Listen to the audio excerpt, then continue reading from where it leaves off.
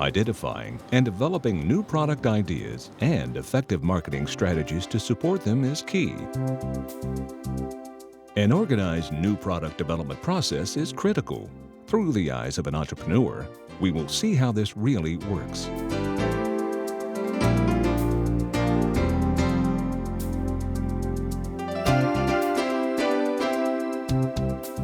Where do ideas come from? Well, as a consummate inventor, Bob Black has had many ideas over the years and is the owner of over 14 patents. A new product that's a good idea is a product that fills an unfilled need. This UV protectant that I came up with was really to help a friend of mine who was having to wear suntan lotion underneath a golf shirt, a nasty thing to do. So he had a need that wasn't fulfilled, and so I came up with something so he can treat his golf shirts so that he won't have this problem of getting sunburn through his golf shirt. Ideas for new products come from many sources: customers and users, marketing research, competitors, and individuals within a company. Students may assume that obtaining the patent is the most difficult part of the new product development process. This is rarely, if ever, the case. A look at the patent process from an expert may help to clarify this issue. The only thing I think the inventors need to know is novelty or newness. Your invention cannot be an old idea that was liked and forgotten. It has to be brand new. So if you have an idea that's new and we can't find any evidence of it in the search, it's patentable.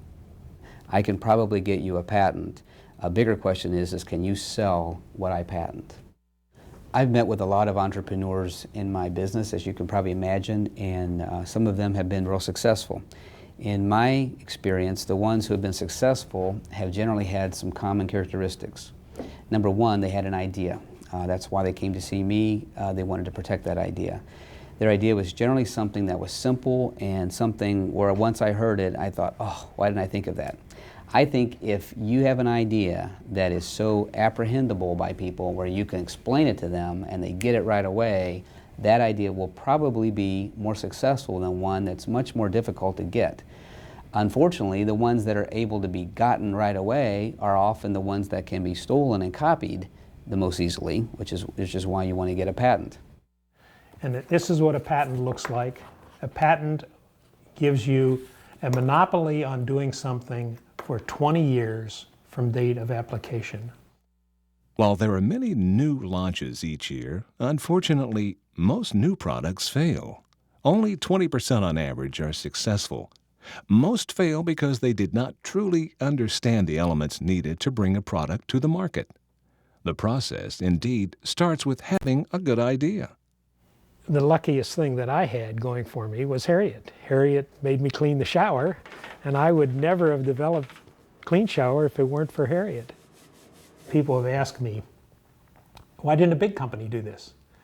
Well, because big companies were working on better shower cleaners. I didn't want a better shower cleaner. I just didn't want to do it at all. And so, after a little bit of research, I came up with Clean Shower that I used in my house. In the next stage, the screening stage of the new product development process, activities are focused on identifying strengths and weaknesses, fit with objectives, and market trends. In the case of Clean Shower, the unmet need coincided with marketing research on demographic and attitude market trends. During this same period, there was a dramatic increase in the number of women entering the labor force. Indeed, Americans have much less time for traditional household chores. In addition, 63% agreed that I'm constantly looking for new ways to get the household chores done faster. The fast pace of life is translating into success for products that promise to save people time, even if these products are more expensive than the traditional alternative. As a part of the screening step, Bob Black conducted his own market research to determine what products were presently on the market for cleaning showers.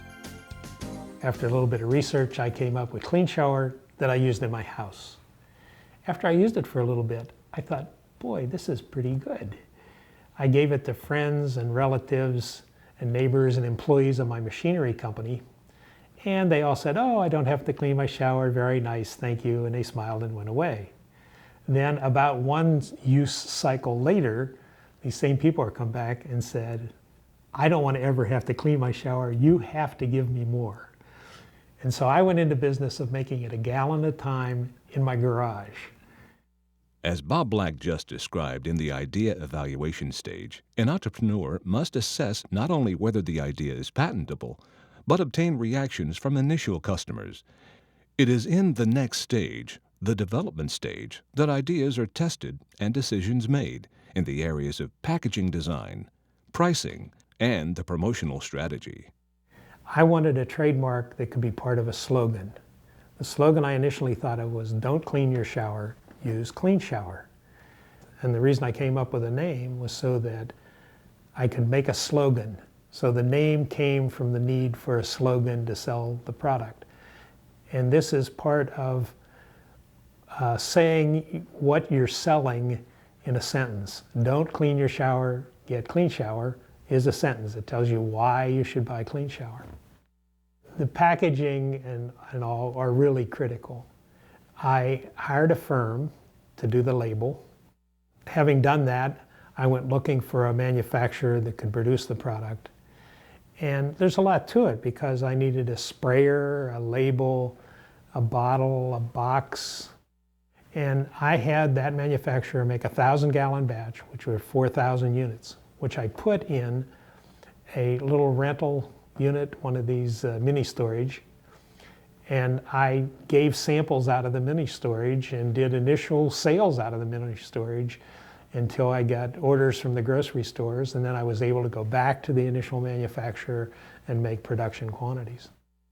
I decided the initial price on Clean Shower by really looking what was on the shelf in the way of shower cleaners. And I wanted to be above that. I wanted to show that we were a quality product, a superior product. So I wanted to be above that, but not enough to discourage trial. If you're too high, then people come in and say, hey, I don't know whether it works or not, and I'm not going to try it. And so I figured out about 10 cents above the price of the mainline products would give us this quality image, this better image, and at the same time people would say, well, for a dime I can try it, particularly if they'd heard the media and were susceptible at that point. I miss Clean Shower every morning right before getting out of my shower. It's simple, no work, just a light mist. Oh yeah, and it's non-toxic, biodegradable with no harsh fumes. No rinsing, no wiping, no scrubbing, I guarantee it. So do as we do because you don't want to clean your shower. Get Clean Shower, an American original. If a product makes it this far, it will enter the final stage, commercialization. It is at this stage that the complete marketing mix is put into action. How to effectively launch and promote a new product with limited resources is a real challenge indeed. We knew that if people tried Clean Shower, they would be convinced that it worked, they would find out it worked, and then they would use it and they would come back for more. So what I had to do was figure a way to get people to try it. It was trial that I saw as key to the job. Some of that trial I got by actually giving it away, but most of the trial I got by using media. And we had to use media that was impactful, that was efficient. Most consumer products are launched with budgets of about $20 million for media alone. We had $1 million initially to do the job. So I had 5% of what you'd normally use to do this job, what the big companies would use. So I knew I had to be very efficient, and also I knew I really had to do one market at a time.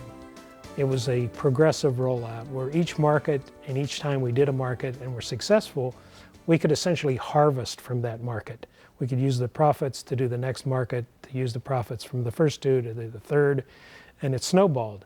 That way, this 20.6% per month would work.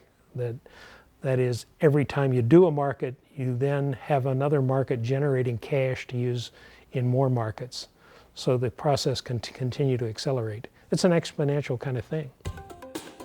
What characteristics do successful entrepreneurs possess? I've often met with entrepreneurs who did not bring their product to market successfully. They failed somehow along the way. Some of the common characteristics I've seen with them has been, this may seem funny, but falling in love with their idea. You can't like your idea so much that you won't change it. Sometimes entrepreneurs are very close to having a successful idea, but they are so confident of what they've invented when they get input from the market. It's too heavy, it costs too much, I wish it was made out of plastic instead of metal. They won't hear that. They've fallen in love with their idea, they don't care what the marketplace thinks, this is the best idea, and they're the only person that feels that way and they fail. Other times entrepreneurs aren't flexible enough. Perhaps they've envisioned the product to be at a certain price point or in a certain market, and when people come and say, I'll invest, but I want you to do this, they just won't hear that. They've got their own ideas of what to do. I would say, don't fall in love with your idea, be willing to have input. Remember, the goal is not to invent a product, the goal is to launch the product successfully and make money. And also, be willing to be flexible. You may have to be a 49% owner in a successful company instead of a 100% owner in a company that doesn't go anywhere. Managing the product life cycle is critical, particularly during the market introduction and growth stages. I sold the first cases to the grocery stores in May 1993, and I gave the grocery stores $210 net 30. So if they paid me in 10 days, they got a 2% discount. And I paid my supplier in 30 days. So I would get the money from the grocery store before I needed to give it to the supplier. Didn't work out exactly that way. The grocery stores always took the 2%. They never paid in 10, but by getting on the phone and arguing with them, we were able to get them in 12 or 15, but at any rate, ahead of needing to pay the suppliers. The original plan was a 3-year plan. And because we grew at 20.6% per month, we did that plan in less than 18 months. And then while we were doing that plan, we were rewriting a plan, and we wrote a 5-year plan, which we then did in less than 3 years. But again, the growth continued at 20.6% per month for the first 38 months that Clean Shower was in existence. The initial plan was to do some radio, some TV, and some newspaper. And what we did there is spend relatively modest dollars on those. I came up with the idea of using beauty parlors. I would take Clean Shower to a beauty parlor, and this was when I first got in my first supermarket, and I would give it away. People would say, what is this? I had my product, and I gave it a speech and gave it away, and they say, what are you doing, what's the trick? What are you doing this for? And I said, once you start using it, you'll go to the store right over there, and I point to a store where they can buy it, and you'll want to buy more. And that's what I'm doing here. I'm getting you hooked on using Clean Shower. And there would be a laugh. Any soap that's on there, it will be gone. The product cleans itself. It cleans the shower itself. That's interesting, yeah. Absolutely. Is there anybody else here? Can I speak with some of your associates and clients and give them a demo as well? Well, I got a tough client back there. Maybe you'd like to talk with her. June? June? Yeah, okay, absolutely. Let's go back here. All right. Thanks. Well, listen, I was wondering if I could show you something real quick here. This is a new product called Clean Shower. Okay. Basically what this does is you spray it in your shower after you take a shower, and the shower cleans itself. There's no scrubbing required. You mind if I show you real quick? Sure. I'm going to spray it on here real quick, and you can feel this. As you can see, there's no harsh chemicals, no smell, and basically it'll avoid other cleaning products that you would have to use. It cleans itself. Do you mind if I try some on your hand? Sure.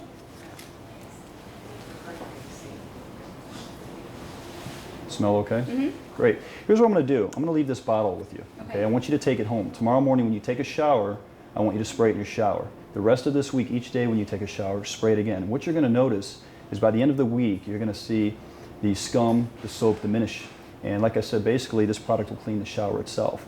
When you're done with this product, I want you to go to your local grocer. Ask them for Clean Shower. If they don't have the product, I'm going to leave my business card here for you. Here's the card, okay? I will get the product for you. Tile cleaners fall into a low-interest category dominated by global brands, such as Dow Chemical and Procter & Gamble, who spend $20 million or more on media for national rollouts of new products.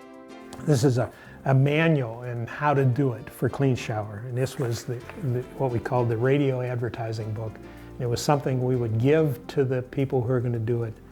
We would send out people to see these disc jockeys and talk show people, go over the product, give them the product, and get them to tell their story. Well, I like Bob Black's approach because he gave me the product and told me, I don't want you promoting it unless you believe in it.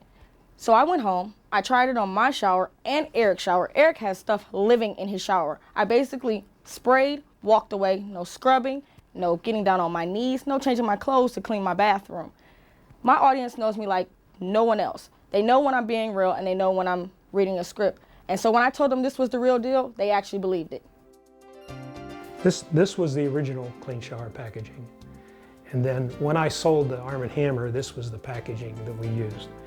And if you notice, there's some similarities, but we had to morph it slowly. We didn't want to lose our loyal customers, but we thought that this design would be better. So there were many intermediates between the two. And then this is the package that we finally ended up with when it was sold to Arm & Hammer. The promotional strategy changes based on the stage of the product life cycle and the campaign objectives. As the product matures, the strategy changes.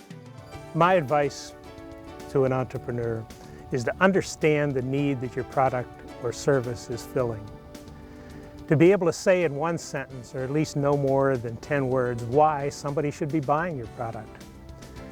To have a plan, the plan needs to have a production part, a financial part, a logistics part, and most important, a marketing part. You need to conserve your cash. People run out of cash. That's the #1 reason that the entrepreneurs fall by the wayside. When you start a plan, you'll find that things don't work exactly like you thought they would work. Things will be different. When things are different, what you need to do is not just simply abandon the plan, but go back, study, understand what's different, and rework the plan. That way you know you're not headed to disaster. Launching a new product is not an easy task for an entrepreneurial chemist like Bob Black or for a large firm. It involves risk, but also the potential for a great reward. Long-term profits come from finding an unmet need and filling it.